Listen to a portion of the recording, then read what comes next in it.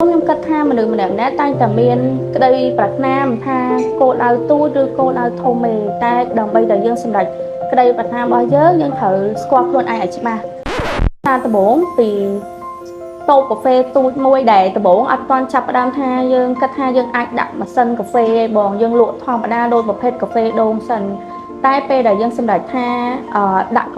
ម៉ាស៊ីនកាហ្វេហ្នឹងពីខ្នាតទូចដល់ពេលយើងប្រើម៉ាស៊ីនកាហ្វេខ្នាតទូចហ្នឹងយើងផ្គត់ផ្គង់អត់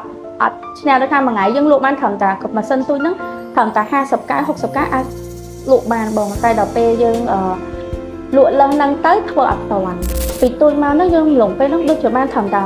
50កែវ60កែវអីបងប៉ុន្តែខ្ញុំមានមួយទៀត